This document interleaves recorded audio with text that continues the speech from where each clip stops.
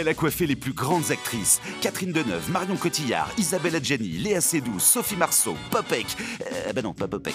Bref, elle a déjà coiffé Brigitte Bardot, mais en IMO, elle est zéro. Pour être proprio, c'est Bruno.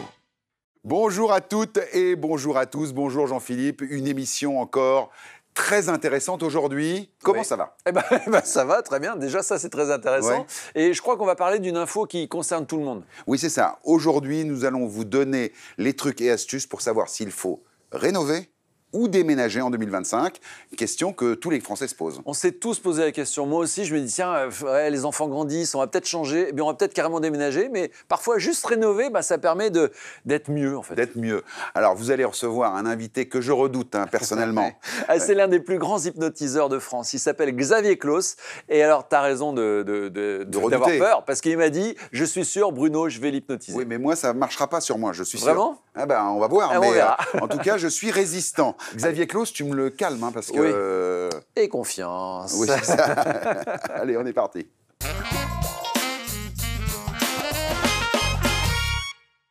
Une émission comme on les aime, rénover ou déménager, telle est la question. Nos spécialistes sont là. Une petite nouvelle pour commencer. Bérangère, comment vas-tu ? Bonjour, ça va très bien. Bon, alors Merci on est d'être à là. Orange avec toi. À Orange. Est-ce qu'on va passer au rouge bientôt ou pas ? Non, Non, on reste passe à au vert, Orange. d'accord. Bon, alors Orange, tu nous situes un petit peu pour ta première ? Donc Orange, c'est dans le Vaucluse. Ouais. Voilà, c'est une ville de 29 000 habitants. Et alors, les prix au mètre carré, l'immobilier, ça se passe comment ? Globalement, L'immobilier, ça se passe bien. On a quand même une petite baisse ces derniers mois. On va dire que pour la maison... on est comme tout le entre monde, je dirais. 2300 et 2400 euros le mètre carré. Pas Pour mal. les appartements, entre 2000 et 2100 euros le mètre carré. Bon, Francis, Annecy, Ça me fait attention, mal l'homme au chapeau et les lunettes 2400 rouges. euros le mètre carré, chez moi. Non, c'est mais alors, on est à combien, là-bas ? Annecy, la moyenne est à 6 000 euros pour une maison. Ouais. Mais après, en fonction de la situation, tu peux monter jusqu'à 10 000 euros, 10 000 euros. le mètre carré, ouais, avec la vue lac. Bon, un deuxième nouveau consultant expert. Alors là, ça fait rêver. Et les deux derniers là, en présentation, on est dans le sud. Perpignan est à l'honneur. Et voilà. Toulouse. Toulouse, donc un petit village juste à côté de Perpignan. Ouais. Donc là, on a passé un mois super aussi avec le marché du Barcarès, qui est l'un des plus beaux et les plus grands de France. Eh ouais. Il y avait mon petit-neveu, mes petites nièces, on avait tous les churros, la fête Oh foraine. là c'était là là magnifique. là là, il fait rêver pour ses débuts. Et bien sûr, Michael, l'investisseur de Marseille, mais pas seulement. Marseille, là, ce début d'année, il y a du dynamisme. Hein. Toujours aussi dynamique. À Marseille, on ne subit pas forcément la crise au niveau immobilier. Et bien sûr, l'impératrice des réseaux sociaux, l'investisseuse Bonjour, qu'il ne faut Bruno. pas manquer. Alors, le sujet rénover ou déménager, ça t'inspire quoi en ce début Alors d'émission ? moi, la rénovation, j'adore. Hein. Donc Ouais. on va vraiment en parler parce que j'ai plein de choses à dire là-dessus. Eh ben écoute, tu restes avec nous et tu interviens bien évidemment, comme d'habitude, quand tu veux.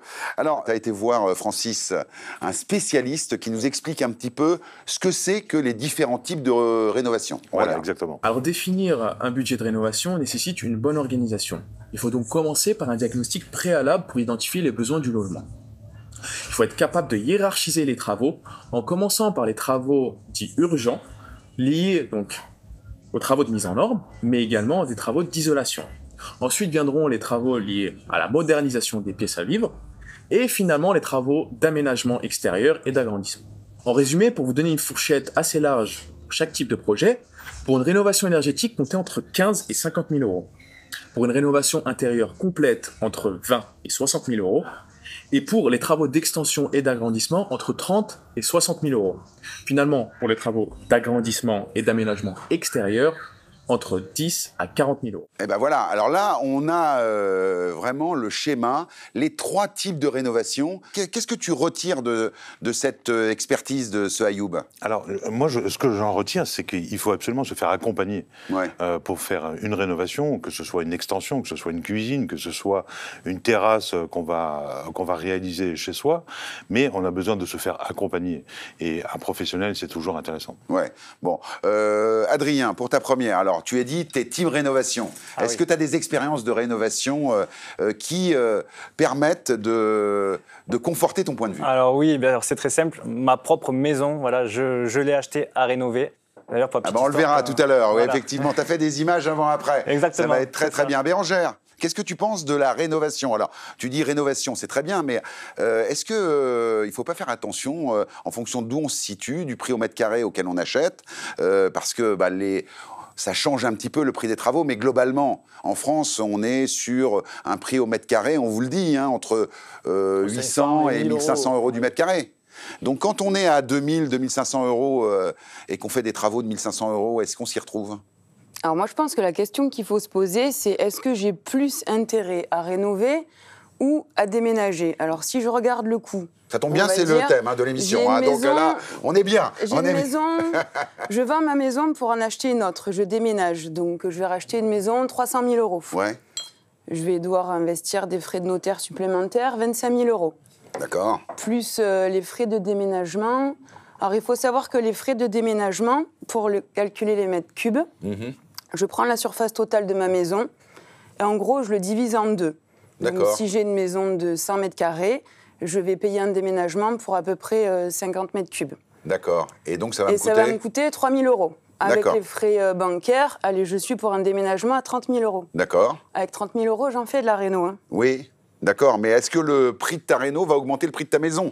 Michael, toi qui es investisseur. En fait, c'est ce que j'explique très souvent, c'est que si on veut avoir une plus-value latente à la sortie sur son investissement immobilier ou sur sa résidence principale, il est plus intéressant d'acheter un bien à rénover, de faire sa rénovation et ensuite d'imaginer que potentiellement on a une plus-value latente à la sortie. Encore faut-il, mon cher Michael et mes chers consultants, être capable de le financer. Et ça tombe bien parce que Francis a été voir un spécialiste du financement, du prêt, et il nous raconte quelles sont en quelque sorte les limites et les conseils pour avoir un prêt pour ses travaux.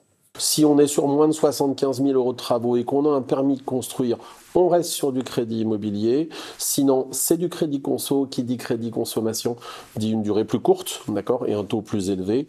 À partir du moment où on passe sur un crédit immobilier, on peut aller jusqu'à 25 ans de crédit avec un taux plus bas, bien sûr. Tous les travaux permettant de gagner en énergie aujourd'hui sont bien sûr très privilégiés par les banques. Et voilà, alors là, il y a un chiffre très intéressant, Francis. Oui. Plus de 75 000, moins de 75 000. Moins de 75 000 avec le permis de construire. S'il y a une demande de permis de construire, automatiquement, on passe sur un prêt immobilier, donc sur un taux d'emprunt plus intéressant. C'est ça. Voilà. Parce que les prêts à la consommation pour aller faire ses travaux, est-ce que là, du coup, on ne perd pas un peu sa culotte? Si on n'a pas le choix, oui. Mais en fait, ce qu'il n'a pas expliqué et qui est intéressant de savoir, c'est que sur un prêt travaux, on peut avoir un différé de notre mensualité de crédit. Ouais. C'est-à-dire que l'on va acheter son bien immobilier, on va pouvoir faire ses travaux sans commencer à payer sa mensualité de crédit. Donc ça permet de rester locataire. Pendant combien de temps, Michael? On peut faire 6 mois, 1 an, on peut aller jusqu'à 2 ans, voire 3 ans pour une grosse rénovation.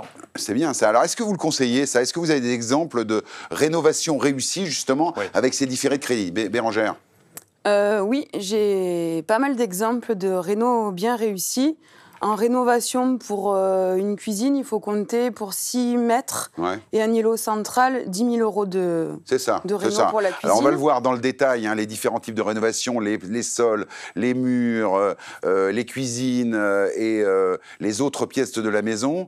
Adrien, est-ce que tu as une anecdote un petit peu à nous raconter sur les pros team rénovation? Alors, l'affaire la plus réussie, il y en a plusieurs, mais la plus grosse, et d'ailleurs je l'ai vendue il n'y a pas longtemps, donc c'était un immeuble où les personnes l'ont acheté, il n'y avait strictement rien, ils ont tout refait. Ils l'ont gardé pendant 3 ans et ils ont multiplié par 3, donc acheté 100 000, revendu 400 000.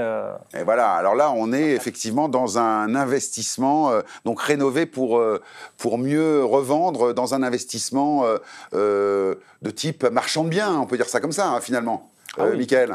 Ça s'apparente à du marchand de biens, d'acheter un bien à rénover, faire notre rénovation et ensuite le revendre plus cher parce qu'on a certains acquéreurs qui vont préférer acheter un bien clé en main, déjà opérationnel et tout neuf. Alors Francis a bien travaillé, il a été voir la présidente du Grand Annecy. Oui. Et là aussi c'est une partie importante, les amis, c'est de voir ce que font les collectivités locales en matière d'aide sur les rénovations énergétiques qui sont... En plus de l'État. En plus de l'État. On regarde ce qu'on a à Annecy et au Grand Annecy. Un quart des émissions de gaz à effet de serre sont induits par nos consommations d'énergie dans le cadre de nos maisons individuelles, mais aussi de nos copropriétés, nos appartements. C'est pour cette raison que l'agglomération du Grand Annecy, depuis 2019, contribue à hauteur de 16% en moyenne du montant des investissements générés par la rénovation énergétique sur son territoire. Ça peut aller jusqu'à 20%. C'est plus de 4000 logements et 90 millions de travaux qui ont été engagés dans le cadre de la rénovation énergétique au niveau de notre agglomération du Grand Annecy. Mais ce n'est pas suffisant. Il faut qu'on multiplie encore par 2 ce chiffre. Oui, c'est incroyable. Alors, 90 millions dans le Grand Annecy, mais finalement, est-ce que ce n'est pas une petite goutte d'eau sur le chantier qu'il y a à faire sur ce domaine? Mais il y a un gros chantier à faire, parce qu'une multitude de logements sont en réalité classés F ou G aujourd'hui, et les copropriétés ont du mal à voter les assemblées générales. Là, on voit, ils participent à hauteur de 16-20% en complément de ce que fait l'État. Est-ce qu'à Marseille ou en PACA, on a des aides, je dirais, plus locales que celles des gouvernements, donc qu'on connaît un peu plus, genre la prime rénov', etc. Oui, une aide locale de 1 000 € pour la rénovation énergétique d'un bien. Il y a l'éco-PTZ jusqu'à 50 000 € pour pouvoir faire un prêt à taux zéro sur sa rénovation énergétique. Et ma prime rénov' qu'on retrouve dans toute la France. Bon, Adrien, est-ce que toi, ta commune ou les communes qui entourent Perpignan sont moteurs pour aider les gens à rénover? Parce qu'on le voit, c'est un vrai problème, les passoires énergétiques. Ils aident aussi pour les façades, tout ce qui est façade, etc. Parce que justement, ça permet de faire revivre en fait le village. Parce que les gens, forcément, vont investir dans le village pour pouvoir rénover et donc redonner un peu vie justement au centre-ville. Redonner le charme du centre-ville. Exactement. On le dit, Toulouge, qui n'est pas de Toulouse. Toulouge, à côté de Perpignan. C'est une petite commune qui fait combien d'habitants? On est aux alentours de 7000 habitants. Bon, donc il y a le charme de l'ancien, etc. Le charme de l'ancien, des belles églises, etc. Et donc c'est vrai qu'on est sur du patrimoine qui est protégé. Et donc on a par exemple des volets à la catalane qu'on va garder et qu'on va justement entretenir. Et les mairies vont aider justement. Bon, moi j'aimerais là pour vous qui nous regardez, qu'on regarde un petit peu les différentes rénovations. Et Bérangère a bien travaillé puisqu'elle a été voir 3 spécialistes. Un dans le papier peint et les sols, un dans le béton ciré et un dans la cuisine. Tout à fait. Et donc j'aimerais qu'on regarde un petit peu les conseils qu'on peut vous donner pour bien rénover dans ces trois catégories. On y va. Comment s'y prend-on pour rénover ces murs? Alors nous venons lessiver les murs, bien les rincer, ce qui est très important, reboucher les petites imperfections et les trous, et ensuite nous venons adapter la sous-couche au type de mur. Et on vient te voir davantage pour de la peinture ou pour du papier peint? La peinture, pour la mise en œuvre et le budget, c'est ce qu'on fait le plus. D'accord. As-tu un conseil pour les petits budgets à nous donner? On peut adapter un panoramique avec la peinture. Les panoramiques de mètres sur 2,80 m, on est à une centaine d'euros. Et tendance actuelle, le tapissage du plafond. Et concernant les revêtements de sol, un bon rapport qualité-prix, qu'est-ce que tu nous conseillerais? Alors, nous avons les lames LVT à clipser, effet béton, effet bois et effet travertin pour la rénovation. C'est ce qu'on vend le plus. La pièce peut être faite en général dans la journée. Alors moi, j'ai découvert ce truc-là. C'est quoi les espèces de... Comment elle appelait ça? C'est les panoramiques. Les panoramiques, c'est quoi cette histoire? Les panoramiques, c'est des papiers peints qui sont... Alors, la grande mode, c'est les palmiers noirs sur fond blanc, mais on voit aussi d'autres modèles aujourd'hui qui sont très tendance. 100 €? Des modèles... Oui, ça permet de donner un thème à un studio, de donner un thème à une chambre, c'est super. C'est génial. Bon, on continue. Alors là, maintenant, on va voir comment bien faire son béton ciré. Alors, la technique du béton ciré, ça consiste en quoi? Alors, j'applique un enduit décoratif très tendance qui ajoute un aspect minéral et minimaliste. Et on peut faire toutes les teintes. Ça se met sur tous les supports. Et niveau budget? Niveau budget, on va être aux alentours des 140-160 € du mètre carré. Ouais, d'accord. Oui, alors c'est pas un peu bobo, là, les histoires de béton ciré, là? Qui aime ça, le béton ciré? Oui, moi j'aime bien. Moi je trouve ça magnifique, mais quand c'est bien fait. Parce que j'ai vu de la réno où c'était justement pas des professionnels qui l'avaient fait, et ça n'a pas le même rendu. Ouais, mais alors, 160 balles le mètre carré quand même, Bérangère. Bah, ça reste abordable. Après, c'est vrai que c'est davantage utilisé dans les maisons de luxe, mais même ce Après, j'ai une alternative qui est intéressante. Oui, vas-y alors. Alors, le béton ciré, moi, j'adore ça. Oui. Je trouve vraiment que ça apporte quelque chose au bien. Surtout les biens en location, il y en a très peu qui sont en béton ciré parce que justement, c'est trop cher pour pouvoir se permettre ça. Maintenant, j'ai testé une petite astuce qui fonctionne. C'est que je mets de la colle à carrelage. Et ensuite, je mets une résine dessus. Et au final, ça fait aspect béton ciré pour 10 € du mètre carré. Eh ben voilà une bonne info. Merci Alison. Bon, on continue. Alors là maintenant, une pièce que vous adorez, hein, c'est la cuisine. Alors là, Bérangère, tu as été voir vraiment les conseils et astuces de Laura. Alors on y va. Alors pour changer sa cuisine, on peut envisager de changer les portes de placard, où on va être sur un coût de grosso modo 50-60 € avec porte et poignée. Changer son plan de travail, on va être à 60 € du mètre carré, ou bien changer sa crédence, où là on va être à 35 € du mètre carré. Pour 300 €, on peut repeindre les façades, changer les poignées, recouvrir sa crédence et repeindre les murs de cuisine. Donc en fait, pour très peu d'argent, on peut rénover sa cuisine. Oui. Alors les coûts, à 3 000 €, on peut rénover sa cuisine. Si vraiment on veut changer sa cuisine, il faut compter 10 000 €. Oui, c'est ça. Mais si on veut juste changer les portes de placard, on donne déjà un coup de neuf. Et finalement, c'est des choses un peu standards, Mickaël. Là, il y a une donnée intéressante, la rénovation de la cuisine dans un appartement en investissement immobilier représente un ROI de 75%. Ah ça veut dire que la ROI, retour of investment, retour sur investissement. Voilà, là, on a l'investisseur qui parle, hein, attention. Hein. Donc c'est vraiment les 2 pièces cuisine et salle de bain, c'est les qui pièces sont les pièces maîtresses. Exactement. D'une bonne rénovation. Alors justement, là, on va voir avec Alison et avec toi comment on réalise des travaux quand on est investisseur. Tu as été voir Hervé et qui nous explique ça très très bien. On fonctionne toujours de la même manière sur tous les projets qu'on a réalisés. On rénove toujours la pièce d'eau, la cuisine, le sol et les peintures sur l'ensemble des murs plafonds. On aura une meilleure attractivité au point de vue des locataires, du nombre de demandes qu'on va recevoir. On va pouvoir forcément louer un loyer plus élevé que si la rénovation n'avait pas été réalisée. On aura du coup des locataires mieux qualifiés pour occuper notre logement et qui se sentiront bien dans notre logement, donc ils vont rester de manière plus durable dans le bien. Et 5e point, on aura éventuellement une plus-value latente. Alors la plus-value latente, alors effectivement, des très bons conseils en tant qu'investisseur, Mickaël. Bien sûr, donc c'est important de rénover pour cette plus-value latente. Il n'en a pas parlé, mais la fiscalité est importante aussi quand on fait de la rénovation en investissement. 2 choses, on va pouvoir soit faire du déficit foncier si on fait de la location nue, soit faire une charge qu'on va pouvoir déduire de nos loyers imposables lorsqu'on fait par exemple de la location meublée. Bon, alors là, maintenant, je me retourne vers Alison parce que là, ça, c'est ton dada. Alors, la rénovation, en tant qu'investisseuse, t'es de plein pied à chaque fois que tu investis dans un logement. Hein. Bah, clairement, la rénovation, c'est la base. Ça veut dire que le bien qu'on va choisir, lorsqu'on fait de l'investissement immobilier, il faut qu'il ait des travaux. Ça, c'est obligatoire. Une fois que vous avez trouvé votre bien, que vous allez mettre en location, en fait, ce qu'il faut regarder, c'est tous ces postes qu'on a vus dans la vidéo, c'est exactement ça. Le plus important, c'est le visuel pour les gens.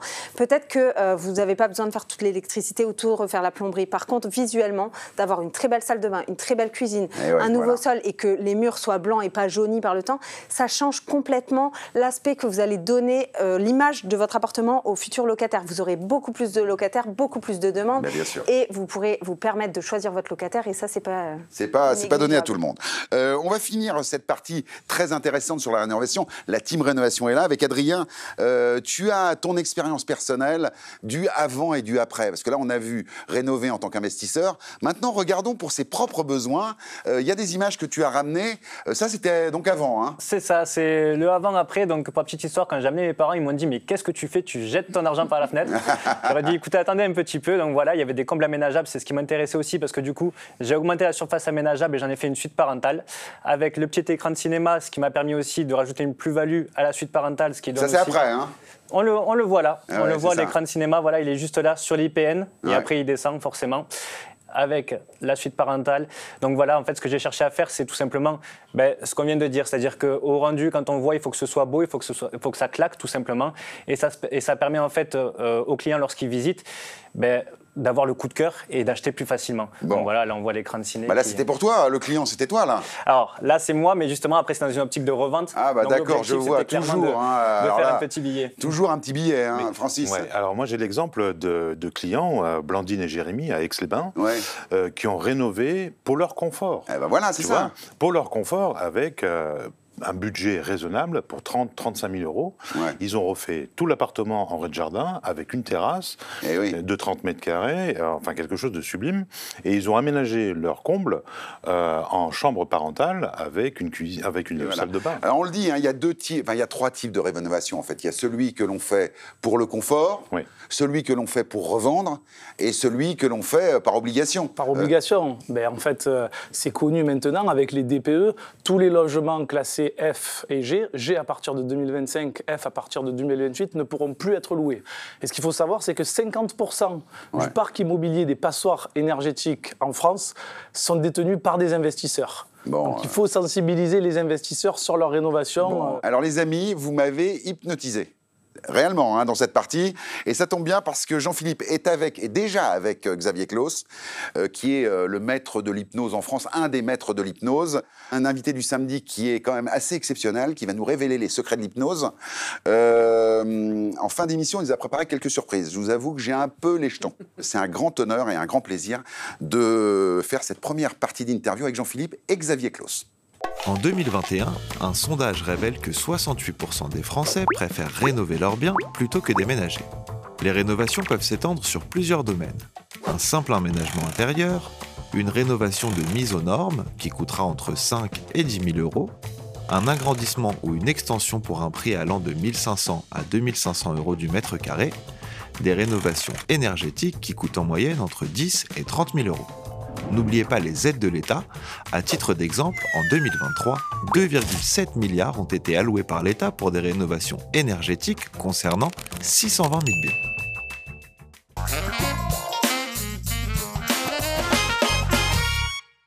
Et alors là, je vais essayer de ne pas le regarder. Mon invité, Xavier Claus, c'est l'hypnotiseur le plus suivi en France, le plus célèbre, avec plus de 5 millions de followers sur les réseaux sociaux. Et encore ça, c'est que les réseaux sociaux, des centaines de milliers aussi de spectateurs. Bonjour Xavier, Xavier Claus.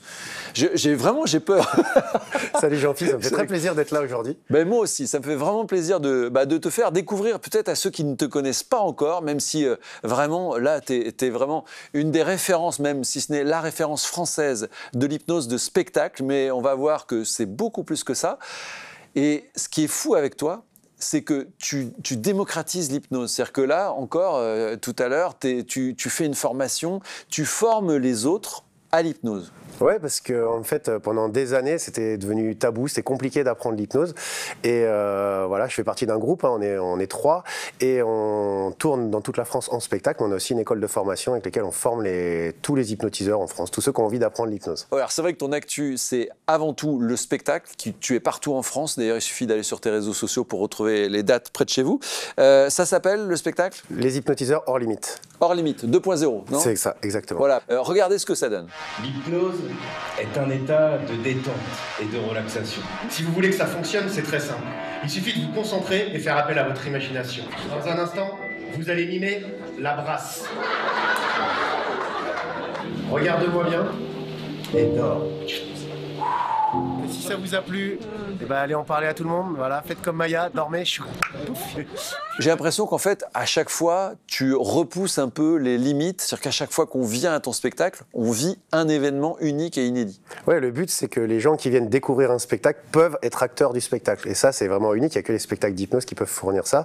Donc, une personne peut venir et décider de rester spectateur ou être acteur et venir sur scène, participer pendant 1h15 sur scène et faire des trucs complètement incroyables. Tu as aussi sorti un livre, Les secrets de l'hypnose de spectacle, où là, en fait, tu nous donnes vraiment toutes les clés. C'est comme si un magicien nous donnait ces trucs, parce que toi, t'es pas là juste pour surprendre les gens, t'es là pour que tout le monde puisse s'essayer en tout cas à l'hypnose. Ce qui est génial avec le spectacle, c'est que ça démocratise l'hypnose, même s'il y a un petit côté un peu spectaculaire qui peut faire peur et qui freine certaines personnes.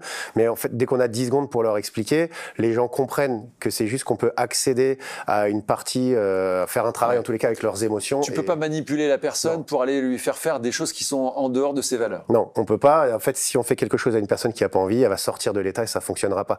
Nous, on a quand même un numéro très fort dans notre spectacle où on demande à une personne de frapper un carton en lui disant que c'est une personne qu'elle aime pas et elle éclate le carton. Donc on se dit mais t'imagines ?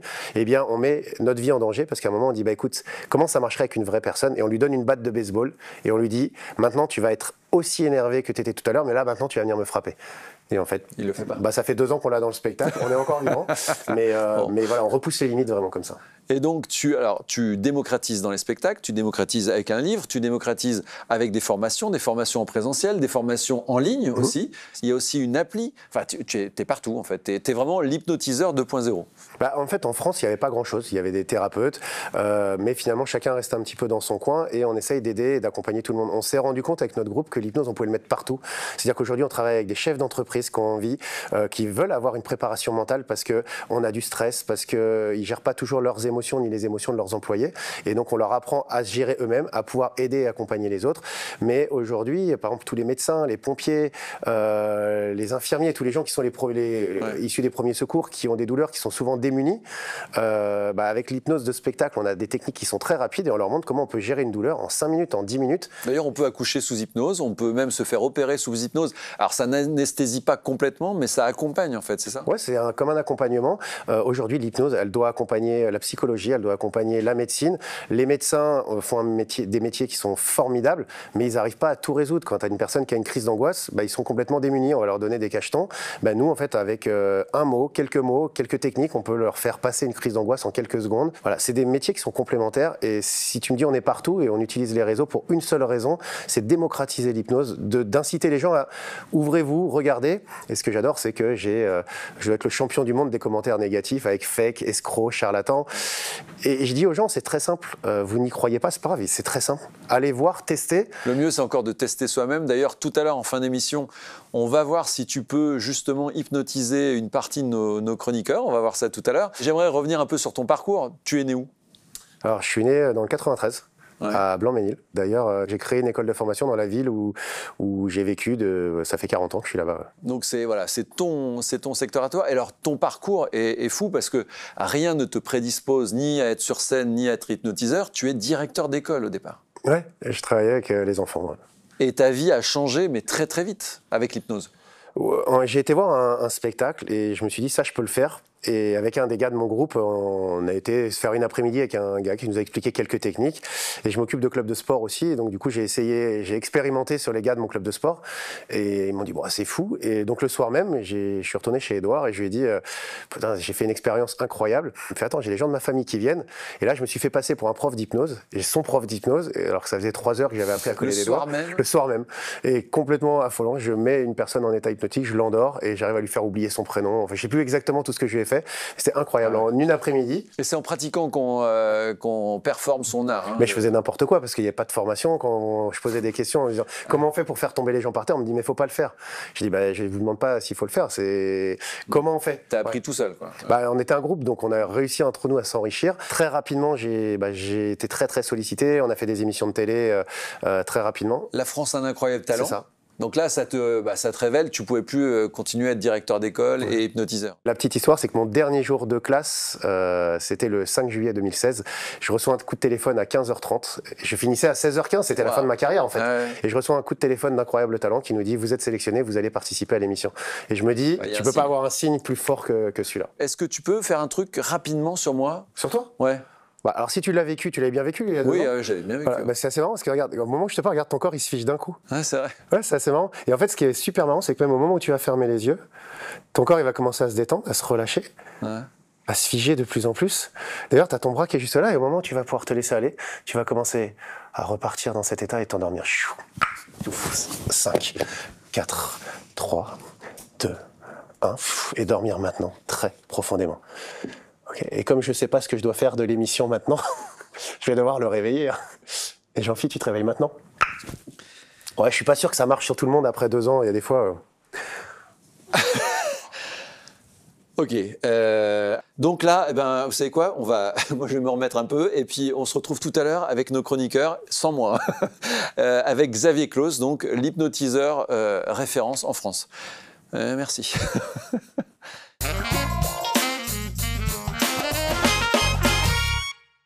Il est incroyable ce Xavier Claus, hypnotiseur. Il nous promet en fin d'émission, les amis, de nous hypnotiser, il nous l'a dit.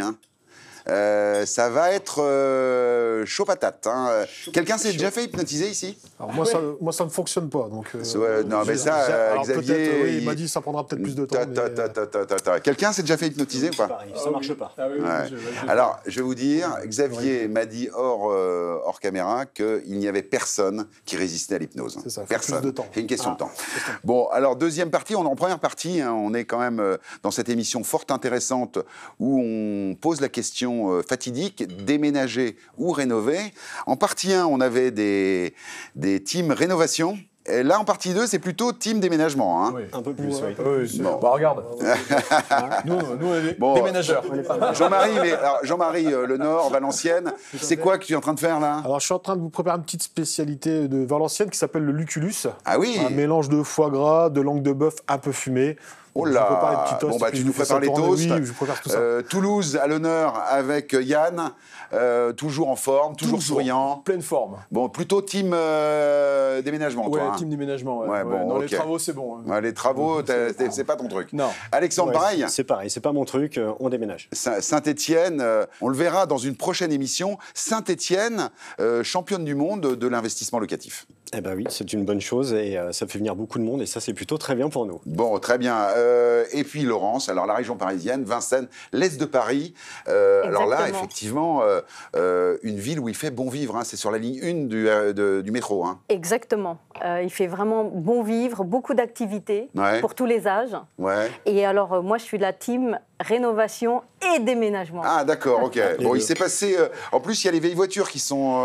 Exactement. Le mois de janvier, c'est la période incontournable pour tous les amateurs du vintage, de la traversée des vieilles voitures. Et c'est un événement fabuleux. Vincennes, si vous êtes du côté de Vincennes, allez voir Laurence, elle vous fera monter dans les tractions et un peu partout dans Vincennes. Exactement. Alison, toujours là. Toujours là. Investisseuse, alors là, on a la team donc déménagement. Non, pas du tout. Bah si, ils sont là, ils sont là. Mais moi, je fais pas du tout partie de cette team. Tu fais pas partie de cette... Non. Bon, alors donc tu vas t'opposer. Bon, le déménagement, est-ce que à titre individuel, alors là, plus dans ta vie personnelle, tu as eu des bons déménagements? J'ai eu des déménagements. Difficiles? Nombreux. Ouais. Bon déménagement, je dirais pas là. Bon. En fait, quand on s'y prend seul, je pense que des fois, c'est un peu compliqué. On croit toujours qu'on n'a pas grand-chose. Et en fait, quand on le fait, on se rend compte qu'on a beaucoup plus de choses que ce qu'on pense. Eh bien, justement, on va voir un petit peu ce que pensent les gens de la rue. Tiffany et Francis ont été dans la rue pour recueillir votre avis. Vous voulez déménager ou vous voulez rénover? Faut-il rénover ou déménager, vendre et déménager? Pour moi, il faut vendre quand les appartements ne passent plus aux normes et s'en débarrasser le plus vite possible. Les travaux coûtent une fortune, il y a les charges qui augmentent énormément et je préfère acheter du neuf. Je préfère rénover ma maison parce que j'y suis attaché, parce qu'elle est bien située, parce qu'elle est bien ensoleillée, parce que je l'aime beaucoup. Il y a une âme, une tranquillité, un bien-être, donc rénover ma maison pour la conserver. Je préfère déménager pour un logement à neuf parce que comme je suis toujours sur la route, j'ai pas le temps de faire les travaux, même si j'adore faire des travaux. Bon, on voit, c'est partagé. Hein. Alors là, on voit des gens qui veulent faire des rénovations parce qu'ils ont un attachement sentimental à leur maison. Et puis, il y a ceux qui veulent déménager. Alors, toi, Jean-Marie, tu nous as dit, moi, je préfère déménager. Moi, je préfère déménager parce que déjà, je ne suis pas très travaux, je ne suis pas très bricoleur déjà de base. Ouais. Et comme nous, je vois, on a changé de maison parce qu'on n'avait pas de jardin. Ouais. Donc, en fait, on a déménagé parce que c'est bien de rénover, mais quand il n'y a pas de jardin et qu'on en veut un, on ne peut pas rénover. Donc, non, on ne peut pas rénover, il faut trouver un jardin. Ça dépendait aussi des demandes qu'on a de nous par rapport à ça. Les critères. Yann, pourquoi déménager plutôt que rénover, alors? Mode projet. Renouveau, le renouveau. C'est ça. Alors, on le dit pour nos amis téléspectateurs, les gens déménagent et changent de logement, vendent leur logement une fois tous les 9 ans. En France. Ça a augmenté. Il y a quelques années, c'était une fois tous les 7 ans. Donc les gens restent de plus en plus dans leur logement. Est-ce que c'est une tendance que vous observez, le rallongement, en quelque sorte, de la durée dans un lieu? Alexandre? Oui, alors moi je suis pas bien placé pour le dire parce que je déménage assez régulièrement. Ouais. Je suis, tous les combien? Tous les 2 mois? Non, peut-être tous les 4 ans. Tous les 4 ans, ouais. Tous les 4 ans. Et justement, moi j'ai voulu créer cette expérience de rénover et en fait ça a été une très mauvaise expérience pour moi. Ah oui. Et je l'ai très mal vécu et je me suis dit la prochaine fois c'est terminé. Et voilà. Je pars et je déménage. Est-ce que c'est pas là le sujet fondamental? C'est-à-dire que les travaux, ça fait quand même peur, Laurence. Hein. On sait que si on n'a pas le bon artisan, ça peut durer des semaines, des mois, du retard, des surcoûts de travaux, et ça, c'est quand même pas très agréable à vivre. Alors tout à fait. Le projet rénovation, ça peut être une formidable aventure, comme l'événement marquant. Donc, il y a vraiment des précautions, des pièges, des écueils dans lesquels ne pas tomber. Alors, lesquels? Alors, déjà, anticiper, faire appel à des professionnels, se renseigner sur, justement, les compétences, le suivi du projet, les délais. Voilà, auprès de... C'est la tenue des délais qui est dure à tenir. Il faut toujours prévoir 10 à 15% de plus. Hein, et oui, c'est ça. C'est ça. C'est jamais fini. Bon, alors, maintenant que vous êtes positionné pour déménager, c'est bien joli tout ça, mais déménager, ça veut dire acheter un nouveau logement. Donc, il y a les frais de notaire. Il y a le prix du déménagement. Il y a le prix dont on fait l'acquisition. Si on ne rénove pas, on va vendre moins cher. Donc, est-ce que économiquement, c'est intéressant d'acheter dans un nouveau logement, pas forcément du neuf? Alors, un logement qui a été rénové, je ne pense pas qu'on va parler d'argent, mais plutôt confort, pour ma part, où j'arrive, je mets mes bagages et ça me va très bien. Tu poses tes valises et c'est bon. Et point barre, ouais. Est-ce que ça arrive, ça? Mais de plus en plus. Moi, je l'ai fait, donc... Où on pose ses valises, on change rien. Ah, moi, j'ai rien changé. Si, quelques peintures sur les murs. On personnalise un peu. Sur un bien qui est neutre. C'est ça. Sur un bien qui est neutre, tu vas aujourd'hui, on a tellement de mauvaises surprises aussi. Le prix des matériaux qui augmente. Voilà, et comme tu le disais tout à l'heure... Oui, mais les prix de l'immobilier augmentent, c'est pareil. On peut te répondre ça. Oui, mais aujourd'hui, moi, je vais penser mon confort à moi et quelque chose de plutôt clair. C'est même pour ça qu'il y en a qui attendent de déménager, parce qu'il y a 40% à peu près des gens qui attendent de déménager en attendant que, justement, les prix de l'immobilier baissent. Ils sont prêts à déménager, mais ils attendent des baisses de prix. D'accord, mais ça coûte combien un déménagement? Tiens, est-ce que ça varie en fonction des villes de France? Est-ce qu'à Paris, c'est plus cher que dans le Nord ou qu'à Saint-Étienne? C'est plutôt une question de distance. Moi, je viens à la base de Normandie et je suis arrivé sur Saint-Étienne. Ça m'a coûté 4 500 € le déménagement. Ouais, pour combien de mètres cubes? Alors, je ne sais plus exactement, mais un camion complet, aujourd'hui, c'est plutôt la distance qui m'a coûté cher plutôt que le stockage. Bon, et est-ce que ça ne coûte pas plus cher à Paris de déménager? Alors, à Vincennes, ça coûte très cher. Bah oui, c'est ça. Alors, il y a la distance, évidemment, la distance parcourue qui rentre en ligne de compte, mais il y a également l'accessibilité dans l'appartement. Ah oui. Si on est au 6e étage sans ascenseur, si on doit passer par une nacelle, forcément, le coût va augmenter. Si on a un piano à queue. Et par rapport au trajet, maintenant, il y a ce qu'on appelle du co-déménagement. C'est-à-dire que si vous êtes sur le même trajet ou dans la même ville, vous pouvez partager les frais d'un camion ou sur les trajets aussi. Ah, c'est bien ça. Donc ça, c'est un bon plan, mais c'est une tendance ou ça se fait de plus en plus. Ouais. Par contre, on n'a pas le choix de la date de déménagement, parce qu'il faut s'arranger avec son voisin. C'est ce qu'il y a des déménageurs qui effectivement, pour compléter des camions, qui le proposent. C'est intéressant, du coup, pour des petits déménagements, d'aller compléter un poids lourd qui est à moitié, quelqu'un qui a un poids lourd et demi, une grosse maison qui déménage, il reste demi-camion à remplir. Ils font un petit tarif pour un déménagement d'un appartement. Par contre, la date est imposée, tout est imposé. Mais... Vous êtes pour déménager, bon, c'est très bien, donc on voit que ça coûte entre 1 500 et 4 000 € le déménagement, mais les prix au mètre carré dans ton secteur, ça coûte combien d'acheter un nouveau logement? Un nouveau logement, nous on est aux alentours de 1 800 € le mètre carré sur Valenciennes. Et l'achat moyen pour quelqu'un qui déménage, c'est quoi? C'est 180 000 €, 200 000 € dans ton secteur? C'est à peu près ça, tout dépend vraiment si c'est Valenciennes même ou ce qui se retrouve autour. Plutôt maison dans ton maison coin. Par chez nous. À Toulouse, c'est quoi? Toulouse, Intramuros, on va dire, ça va être entre 3 500 et 5 000 €. Hein. Eh oui, c'est ça. Plutôt appartement du coup. Appartement plutôt, effectivement. Plutôt appartement. Plutôt appartement dans Toulouse. Il y a de la maison aussi, mais on va se rapprocher effectivement des 4 000 €. La moyenne, on va dire, à 4 000 €. Bon, et à Saint-Étienne, c'est quoi? Appartement, maison, et ça coûte combien? Les deux vont entre 1 200 et 1 800 € du mètre carré. On est sur des coûts quand même très faibles. Hein. Oui, tout à fait. Bon, et alors à Vincennes, alors attention, bouchez vos oreilles, parce que là, on est sur une des villes les plus prisées de la région parisienne. Oui. Et dans le centre, on va être entre 9 000 et 9 500 du mètre carré. Ah oui, c'est ça.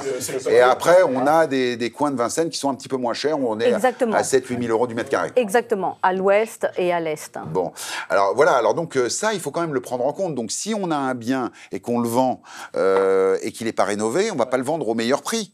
Donc si on achète quelque chose qui est déjà dans un état où il n'y a pas de rénovation, il va y avoir un écart de prix à combler. Comment vous gérez cette aberration du coup Yann? Eh ben moi, sur la résidence principale, le cœur parle beaucoup. Les gens parlent beaucoup de projets, plus que de l'investissement. On est moins dans la balance financière. Ouais. Et à un moment donné, quand on se projette, quand tu arrives à la quarantaine ou à la cinquantaine, tu as les moyens, finalement, peut-être un peu plus que quand tu étais jeune. Et tu te projettes sur un déménagement, tu vas peut-être vendre un peu moins bien ton bien, mais tu vas pas vivre dans les travaux. Ouais, c'est ça. Tu cherches plus le confort, finalement, et tu as la ressource financière. Donc il y a quand même pas mal de projets. Ça s'adresse un petit peu quand même aux gens qui ont les moyens. Ceux qui n'ont pas les moyens, est-ce qu'il ne faut pas quand même leur donner un conseil de rénover, je dirais, un petit peu avant de vendre, parce que du coup, on va avoir un écart trop important. Rénover et faire soi-même. Et faire soi-même. Et faire soi-même. Ça, c'est important. Oui, Laurence, tu voulais ajouter Oui. Le maître mot, c'est l'attractivité. Oui. Aujourd'hui, ce qui va provoquer ce Moi, je suis très attractif comme garçon. Voilà. Il n'y a pas de problème. Donc, ce qui va justement provoquer le coup de cœur, ce qui va faire qu'on va venir se positionner, c'est vraiment l'attractivité d'un bien. Donc, ça passe forcément par la rénovation. Le fameux coup de cœur. Il y a la localisation aussi. Le mode de vie change. Quand les enfants quittent la maison, on n'a plus envie de la même chose. Parfois, on a envie de vivre vraiment centre-ville, avec les commerces au pied de son logement, de tout faire à pied, de profiter de la vie, d'aller au restaurant quand on veut. Ouais. Et on va aller choisir un bien qui correspond à ça, à son projet, vraiment. Et d'ailleurs, dans les schémas de vie, quand on est jeune, on a envie d'être dans le centre-ville. Quand on a des enfants, on s'écarte du centre-ville pour avoir plus grand. Et quand on approche de la retraite, 50, 60, on a envie de retourner en centre-ville. Ah, complètement. Exactement. Bon. Nous, on le voit bien, enfin, les clients le disent. Les commerces. Puis, bon, alors, moi j'aime beaucoup parce qu'Alexandre a été interviewé une charmante dame qui s'appelle Christelle. Exactement. Et elle, alors là, elle a été complètement rénovation. Elle a rénové pour son confort un château. C'est ça, c'était son rêve de petite fille et elle l'a réalisé. On regarde. J'ai toujours rêvé d'avoir un château. Alors celle-ci, c'est un mini-château, on est bien d'accord. Donc j'ai trouvé ce que j'ai voulu et j'ai foncé en fait. Et en fait, cette maison, elle avait déjà une certaine identité et elle était un petit peu en sommeil déjà. La dame qui habitait, en fait, était toute seule, donc c'était compliqué pour elle. Quand j'ai signé, en fait, j'ai mis mon activité coiffure et j'y suis allée par étapes. Alors, la rénovation, je suppose que vous avez dû avoir des mésaventures, des surprises. J'ai découvert plein de choses, les capricornes entre autres, un peu d'humidité, un peu des fuites. Donc, j'ai traité les capricornes, j'ai enlevé l'isolation, ce qui m'a permis, en fait, de tout repartir à neuf et découvrir une dizaine de fuites. Donc, j'ai réparé ces fuites. Quelque part, en fait, ça a été un mal pour un bien. Faut pas avoir peur d'être dans le négatif et avec le temps, on découvre des belles choses. Alors, si c'était à refaire, on se relance dans une rénove? Ah oui. Vous avez rempli le budget que vous aviez prévu? Ah non, il faut compter à peu près 30% de budget, en plus. En plus, par rapport à ce que vous aviez prévu? Oui, par rapport à ce que j'avais prévu. Et voilà, alors là, c'est vraiment un exemple parfait. Là, je me retourne vers Alison. Dans les investissements, je dirais, locatifs ou dans les investissements patrimoniaux, est-ce que rénover un château, c'est un bon investissement patrimonial ? Moi, je ne vais pas trop dans ce type de bien parce que je trouve que là, on y va plus pour le coup de cœur parce que finalement, on a un attrait pour ça. Mais en général, quand c'est plus le cœur qui réfléchit et moins la tête, c'est pas très bon. Oui, c'est pas bon pour les finances. Voilà, il faut vraiment regarder les chiffres et pas se laisser porter parce qu'on voulait faire ça. Et c'est pour ça, on voit d'ailleurs régulièrement des châteaux en vente où on se dit, mais on pourrait presque pouvoir les acheter. Mais en fait, c'est plus l'entretien de tout et tout refaire. Et la rénovation. Des millions d'euros. Et là, on l'a vu, beaucoup d'argent investi pour le confort de Christelle, là, du coup. Et des mauvaises surprises aussi. Et des mauvaises surprises. Et ça, on ne maîtrise pas forcément, mais... voilà le coquin. Il a mis le reportage pour mettre l'accent sur les mauvaises surprises des travaux. Eh ben c'est ça, c'est important. Bah oui, c'est ça. Malheureusement, ça arrive. Et un peu trop souvent. Il y a un désagrément dont on parle tout le monde quand on est entre nous et qui est effectivement de faire ses travaux quand on habite dans le logement. Alors là, c'est l'enfer ou pas? Il faut prendre des box après. Ah non, mais je l'ai vécu, c'est l'enfer. Les artisans arrivent de bonne heure, à 7h du matin, donc la grasse mat, on n'y compte pas, et puis toute cette poussière, et puis... non, c'est fatigant. C'est fatigant. Le conseil déménagement de Yann à Toulouse. Moi, le conseil déménagement, c'est le renouveau. Je suis très dans le projet, je suis très dans le cœur. Et ce que je conseille, c'est évidemment, il y a l'aspect économique. mais il faut se projeter, il faut penser aux années qui viennent, et puis le temps, on ne l'achète pas. Donc, quand il y a un projet, quand on a besoin d'un environnement, il faut se lancer, à un moment donné, il faut déménager. Bon, Alexandre, le conseil, acquisition nouvelle, changement de vie à Saint-Étienne, c'est un bon plan ? Ah oui, c'est un très bon plan, ouais, complètement. Pour une simple raison, c'est qu'au niveau du prix du mètre carré, on est plutôt très bien placé. Ouais. Et ça permet aussi, pour ceux qui veulent faire de la rénovation, d'avoir un budget rénov qui peuvent rentrer dans leur budget. Donc acheter et rénover pour Alexandre. Et on termine avec Laurence. Alors, est-ce que acheter son logement, sa résidence principale à Vincennes, c'est pas réservé à une certaine élite ?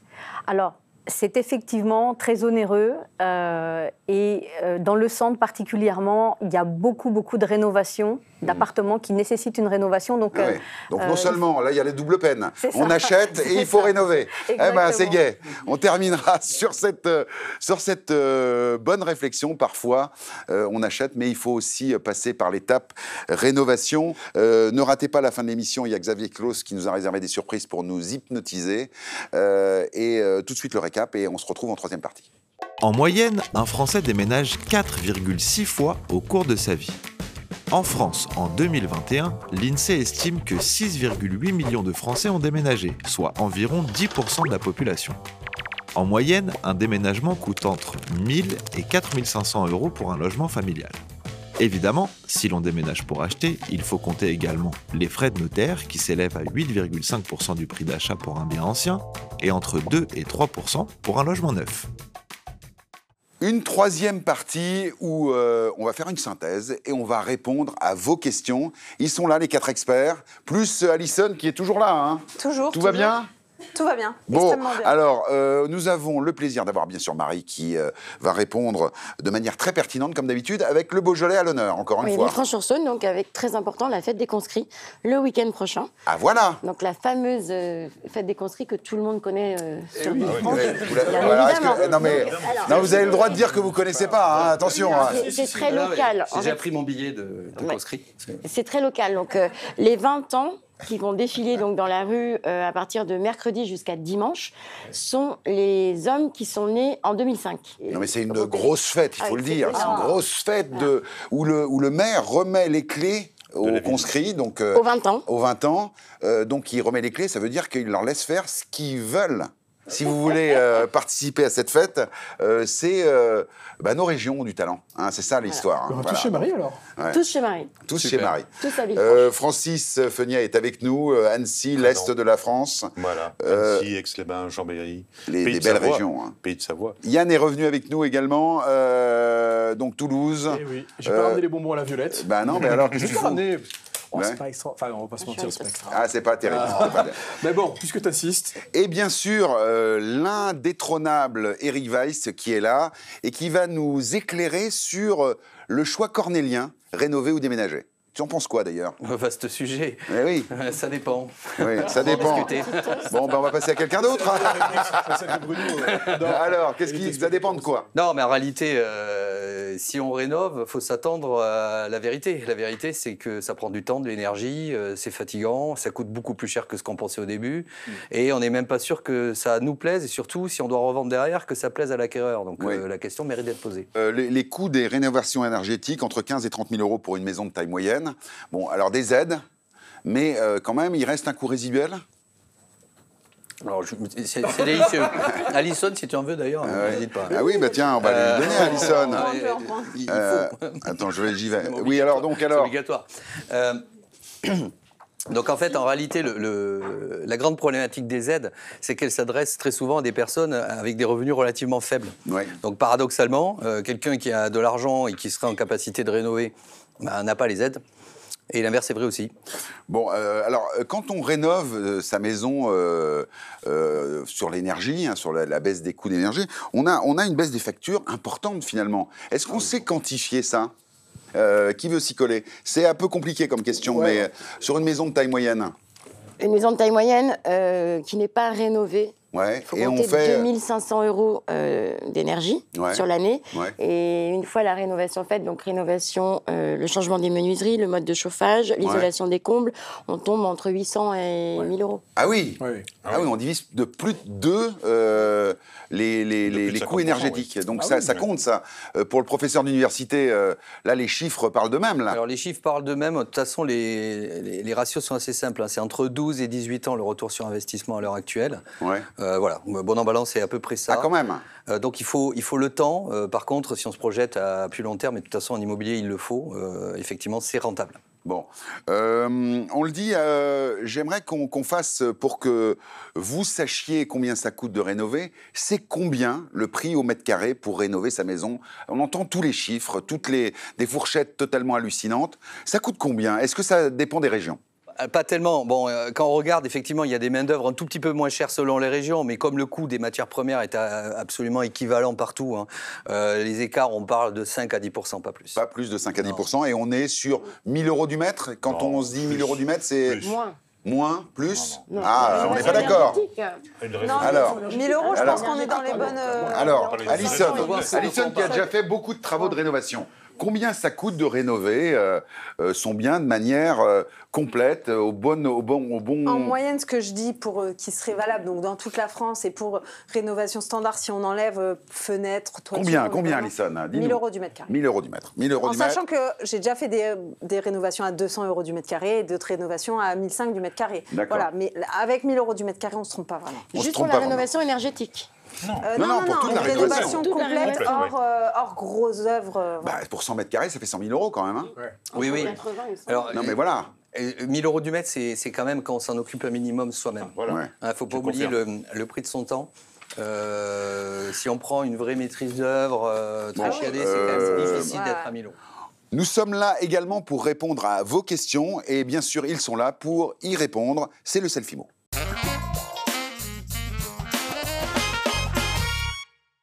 Bonjour, je suis Hervé de Toulouse. J'ai une question. Pour agrandir son espace de vie, est-ce qu'il est plus intéressant de faire construire une véranda ou tout simplement de déménager? Très bonne question. Voilà, c'est une question simple, de bon sens. Francis, allons-y. Alors, déménager ou agrandir son espace avec une véranda. Oui. C'est ça? Oui. Alors, est-ce vraiment une surface habitable supplémentaire? Je te pose la question, c'est la question du gars. Hein. Non, mais je sais bien. Non, mais voilà, on est sur une réponse. Hein. Hervé, il attend. Oui, là, il attend un petit peu. Là, ouais. Hervé, là, oui, pour moi, oui, c'est une surface supplémentaire. Oui. Maintenant, c'est soumis à demande de travaux, un permis de construire, pour agrandir. Au-dessus de 5 mètres carrés, je crois qu'il faut faire une demande de travaux, c'est ça? Non, plus que ça. Une DP. Et un permis de construire au-delà de 20 mètres carrés. Au-delà de 20 mètres carrés, un permis de construire auprès de la mairie. On redit 5 mètres carrés, au-dessus de 5 mètres carrés. Déclaration de travaux. Et au-delà de 20 mètres carrés, un permis de construire. Bon, alors est-ce que c'est un agrandissement de sa surface de vie, Eric? Ça dépend des régions. Hein. Véritablement, il faut pouvoir en bénéficier.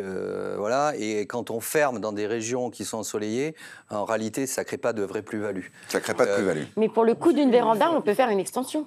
Ouais. Parce qu'aujourd'hui, une véranda, ça coûte entre 15 et 60 000 € en fonction des matériaux. La qualité de la surface. Donc avec 60 000 €, on peut faire une extension. Entre 15 et 60 000, c'est un râteau.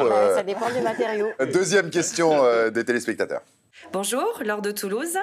Je voudrais savoir combien coûterait en moyenne une rénovation énergétique sur une maison d'environ 100 mètres carrés.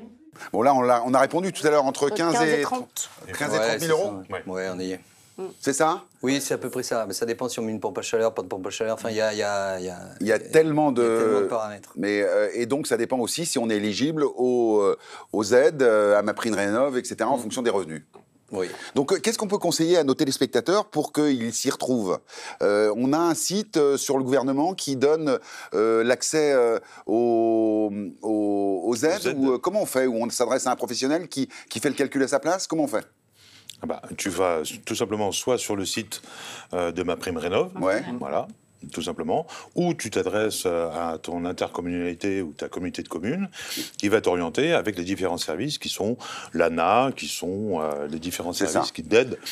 Parce que chaque cas est différent. Donc vous, si vous voulez faire des travaux de rénovation, pensez à vous renseigner auprès des organismes qui organisent ces aides. Bon, la mairie, les collectivités locales, l'ANA... France Service, etc. Bon. Et c'est soumis à ressources. Donc. Moi, je dis qu'il faut déménager.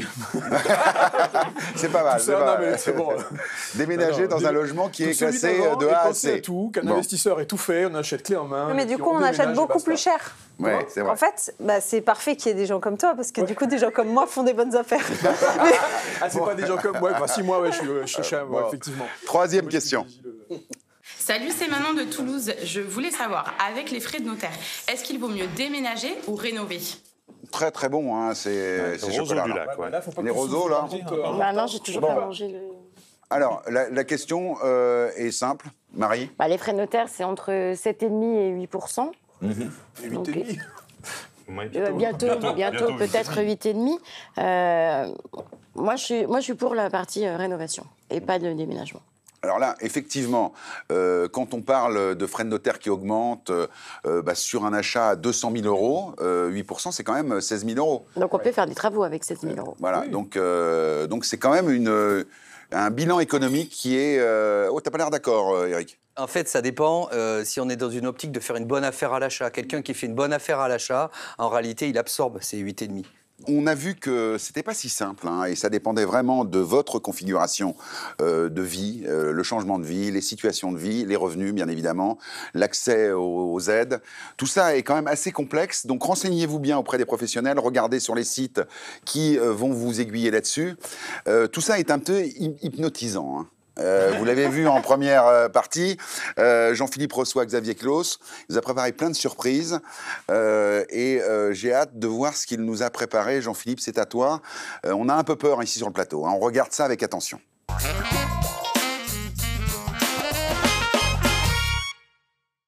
Alors là, arrêtez tout chez vous parce qu'on va vivre un grand moment dans l'histoire de Proprio tout prix. Une séance d'hypnose. On est avec Xavier Claus, le plus grand hypnotiseur français. Il est suivi par plus de 5 millions de followers sur les réseaux sociaux. Et là, il y a 5 cobayes qui vont vivre l'hypnose avec Bruno, bien sûr. Allez, c'est parti, je te les laisse. Ok, donc quand je vous ai parlé d'hypnose tout à l'heure, je vous ai parlé d'un état de détente, d'un état de relaxation. Ce que je vous propose maintenant, c'est de rentrer dans le vif du sujet, de découvrir cet état. Alors, vous allez mettre votre main droite au-dessus de votre tête. Vous allez fixer un point dans la main et maintenant vous allez tous fermer les yeux.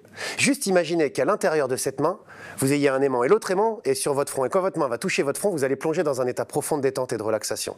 Vous restez en équilibre jusqu'à ce que je vienne vous voir. Et une fois que je suis là, regarde, tu vas pouvoir te laisser aller et dormir.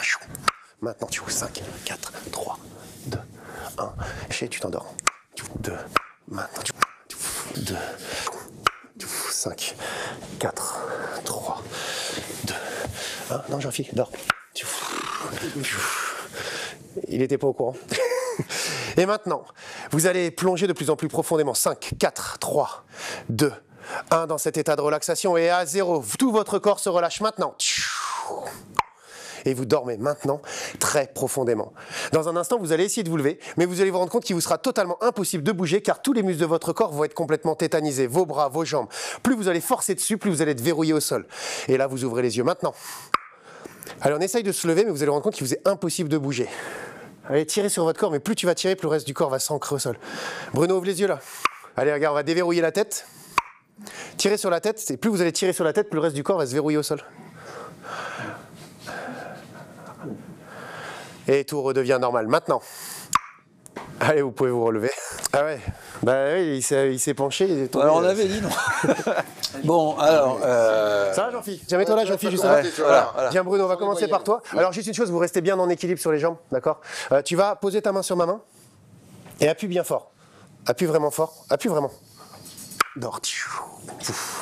Tiens bien en équilibre. Tu tiens bien en équilibre. Et tu restes juste là, dans cette position. C'est parfait. Hop là. Vous verrez plus votre producteur de la même façon.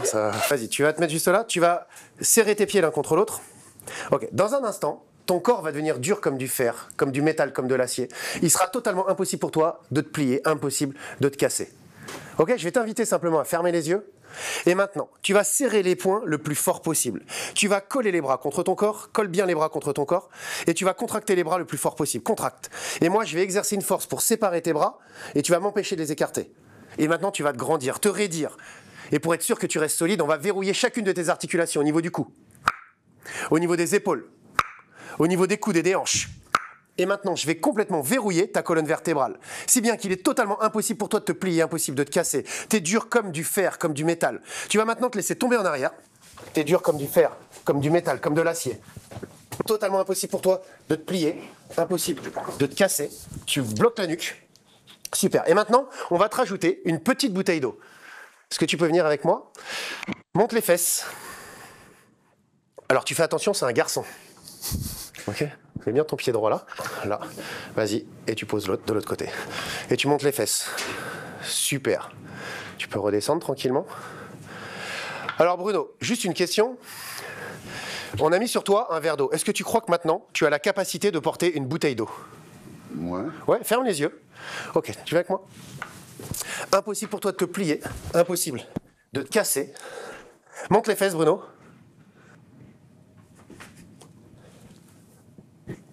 Eh oui. Et là, t'es dur comme du métal, dur comme de l'acier. On va le faire descendre. Hop, soulève les pieds et tu tires les bras. Parce qu'il est lourd, le bonhomme. Et 1, 2, 3, tout redevient normal. Maintenant. Et vous pouvez l'applaudir bien fort. Bah, comment ça t'a apparu, toi? Il y a 2 personnes qui sont montées? Ouais, 2 poids légers. Voilà. Enfin, 2 poids légers, dont un de plus 100 kilos.